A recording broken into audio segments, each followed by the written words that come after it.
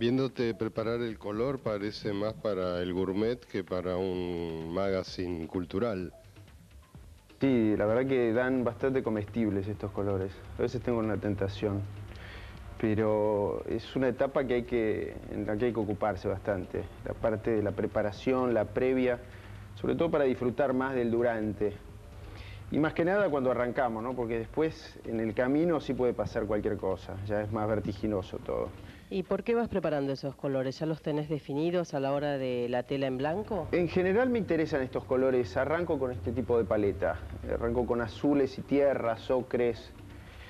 En general son los colores que más me mueven. Si después aparece algún rojo en la pintura es más radical, es una aparición más espontánea y protagónica. No aparece en el proceso. Ahora, si uno ve la mesa, ve como un caos. Sin embargo, cuando vos lo vas explicando, está todo bien pensado. Es que en realidad trabajo con las dos partes. Trabajo con el caos y con lo que está bien pensado. Ese equilibrio, esa es la armonía que busco en la obra. Que tenga esas dos etapas, esas dos partes. ¿Y la esponja? Ahora voy a trabajar un poco con esponjas, de manera de aprovechar un poco la impronta de la mano, más que nada. Sin interferir con pinceles o elementos. Fíjate que el pincel hay una distancia entre la mano y el que se pinta, en cambio la esponja me permite trabajar más con la fuerza y el movimiento del brazo.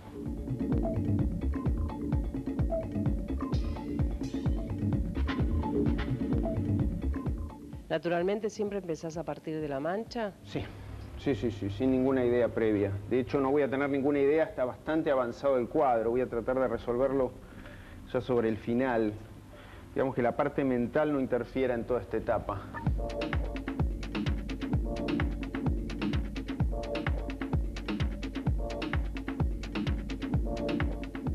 Por lo que veo, no te molestan los chorreados. No, al contrario, al contrario. Todo lo que pueda generar un accidente plástico, todo lo que sea parte de la pintura misma, es algo que yo necesito mucho para trabajar.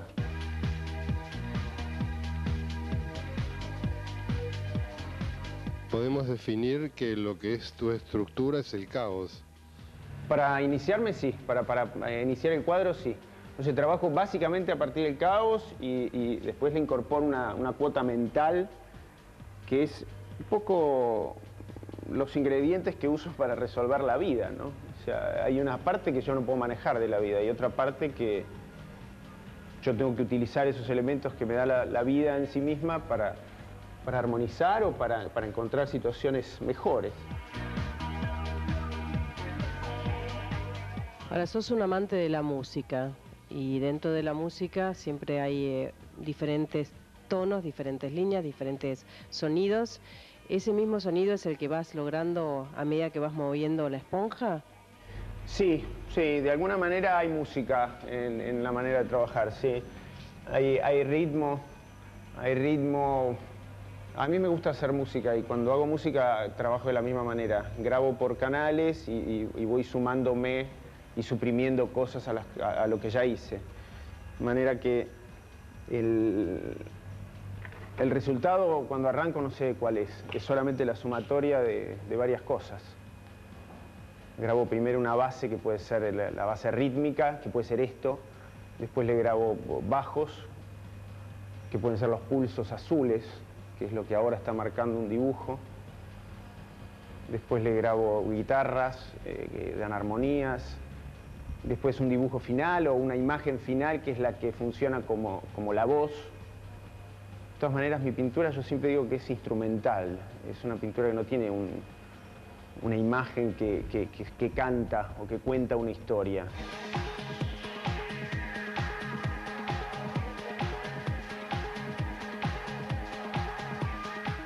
Es increíble cómo empezó a cambiar.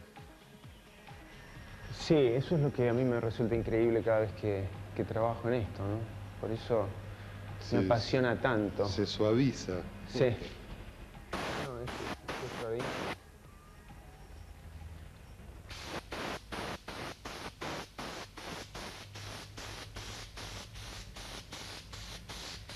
Suena raro decir pinto con aire.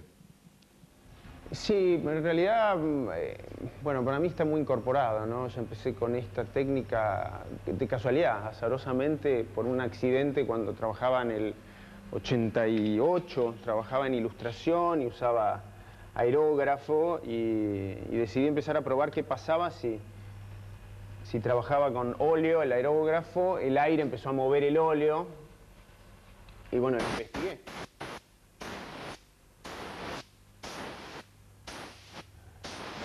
Me gusta todo aquello que interfiera sobre la pintura. Fíjate que yo no toco la pintura, hay un espacio y eso modifica lo que está pasando. Eso me resulta muy, muy apasionante.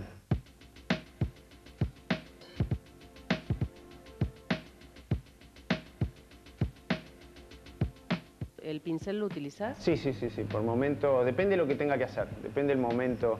En esta etapa no me interesa mucho el pincel porque yo acá estoy usando mucho la impronta de mi mano. ¿Sabes qué? Me llama la atención las palabras que usamos de improvisación, de caos, y ver que la que te mira pintar es la Gioconda todo el tiempo. Bueno, sí, son los patronos del aula, sí. ¿Necesitas hacerla descansar a la obra o podés trabajar directamente sobre el cuadro todo el tiempo? Trabajo sobre muchas obras. Trabajo muchas obras al mismo tiempo. Un poco depende del tiempo que me pide la obra de secado, porque es óleo. Igual eso es una cosa interesante. Los tiempos del óleo, uno puede jugar mucho con eso. Esperarlo, el cuadro te espera, te pide más tiempo, más vértigo, apurarte. Eso me interesa muchísimo. Y por otros momentos dejo las obras porque yo no estoy en el estado para trabajarlas. Hay momentos que estoy más caótico para arrancar o para trabajar sobre una obra sin mucho pensamiento, sin mucha racionalidad. Y hay momentos en los que solo tengo que cerrar cuadros. Entonces ahí estoy más consciente de lo que estoy viendo y la obra me habla y me dice lo que necesita. O sea, es más concentrado por momentos el trabajo.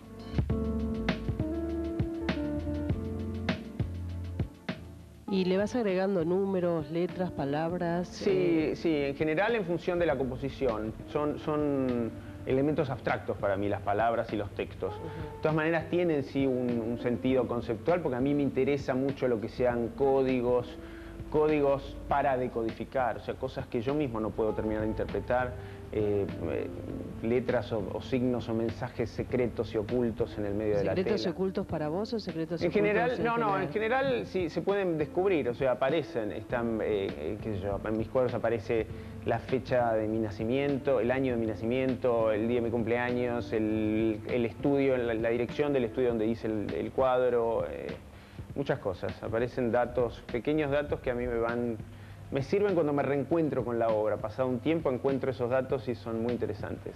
Ahora, esa obra, por ejemplo, que está aquí, ¿nació también dentro de la estructura del caos? Sí, por supuesto. Sí, por supuesto. Esa es una obra muy importante para mí y de hecho la conservamos porque es de las pocas que conservo, porque es de las primeras en las que apareció ese rojo tan protagónico. Es increíble verte trabajar, ver del caos donde partís y al orden que llegás. Sí, supongo que si lo tengo que traducir a situaciones de la vida real, sí, en mi vida se pasaron situaciones que fueron inmanejables y situaciones de esas serias y tristes, y eso fue materia prima para mí. O sea, yo no podía hacer otra cosa. Como si mi vida hubiera sido una tela. Cuando a los 15 años murió mi mamá y esa mancha que generó esa muerte en la tela en blanco, yo no la puedo borrar. No puedo taparla con blanco ni empezar de vuelta. Me tiene que servir para otra cosa. Entonces, a partir de esa mancha, trabajé otra mancha al lado, otra situación, compensé, equilibré y me sirvió. Entonces, me parece que es un poco lo mismo que hago en la pintura. O sea, trabajo con ese material.